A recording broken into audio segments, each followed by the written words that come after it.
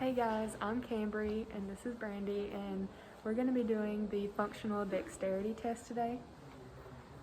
This is what it looks like, and it's 16 pegs, and you're going to be using your 3-jaw chuck motion to turn the peg while being timed, and this helps conditions affecting hand dexterity. It provides information regarding one's ability to use the hand for daily tasks requiring 3-jaw chuck prehensions.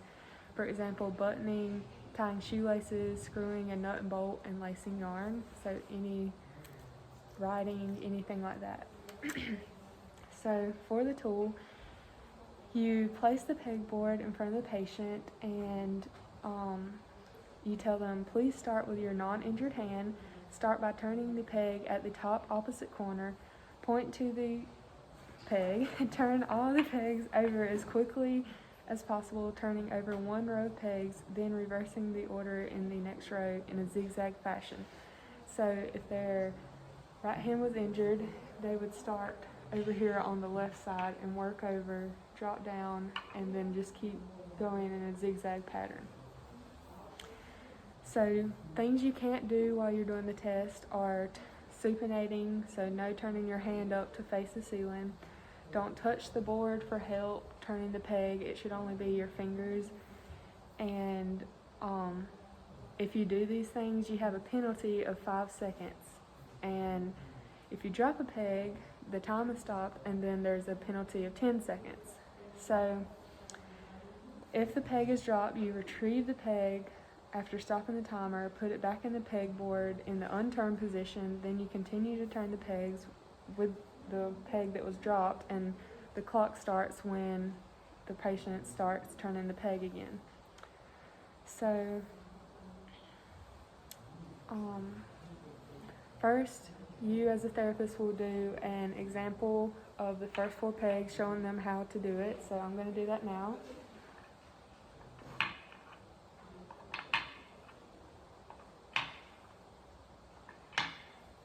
So there's how you do that.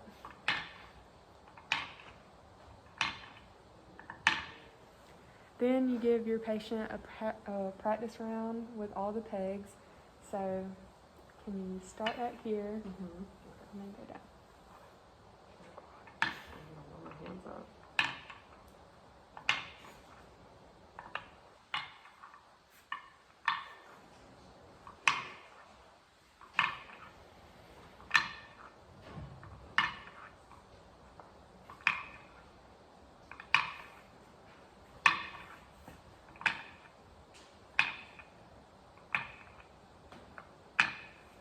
Okay, good job.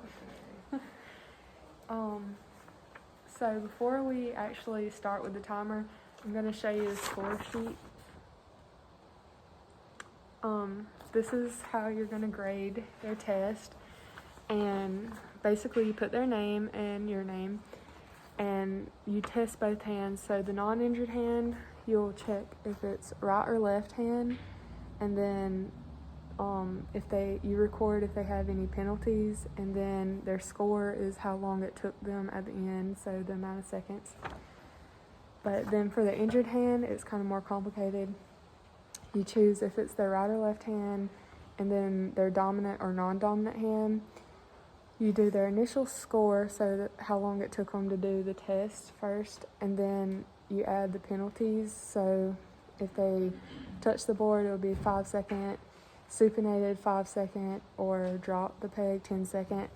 Then you do their total score, and there's also this chart down here which shows just their functional score, like scoring, and there's 4 different ones. So functional, moderately functional, minimally functional, and non-functional. So you look at their amount of seconds that it took them to do, and then you see their range for the dominant and non-dominant hand. And then you can just write any observations you made while they were doing the pegs. So to begin, you're going to start your timer and tell the patient to start. So what is your non-injured hand? I'll do this one. Okay. So right hand is non-injured. All right, whenever you're ready. Okay. Okay.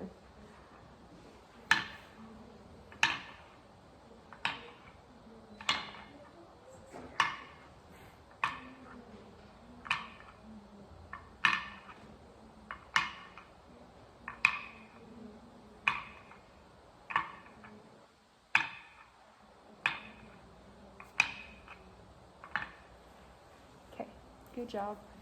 So she didn't drop any or have any penalties, so that's good. You're just going to record the amount of seconds it took.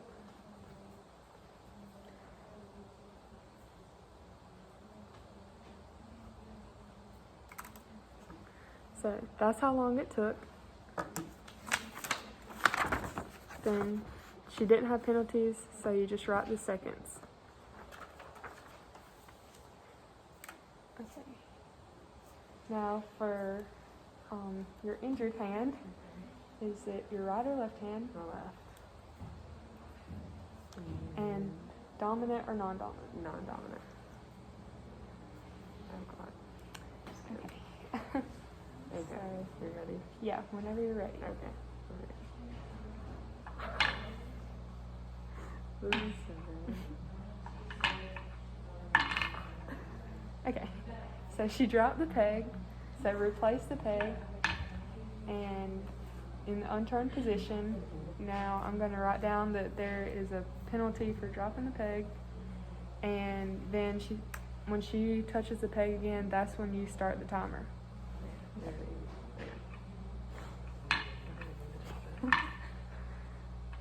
That's what I did last time.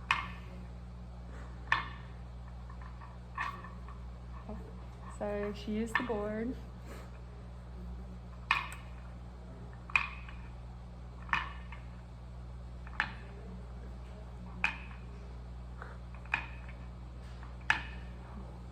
Okay. That wasn't bad.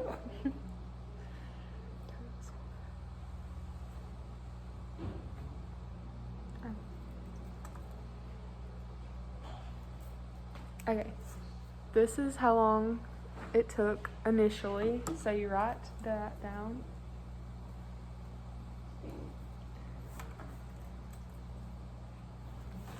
So then she touched the board, so then you're going to add 5 seconds for that, and then she also dropped the peg, so that's 10 seconds. So then we're going to tally that up.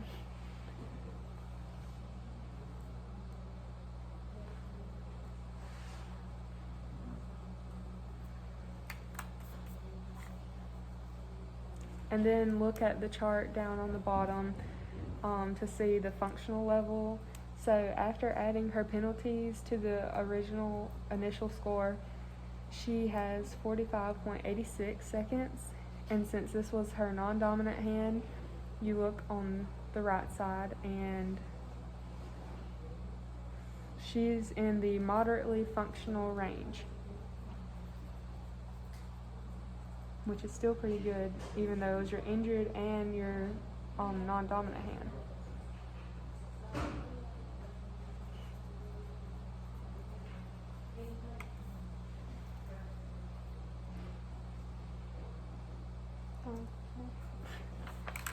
So that's what it should look like after you take the score, look at the penalties, add it, and then check in the chart on the bottom.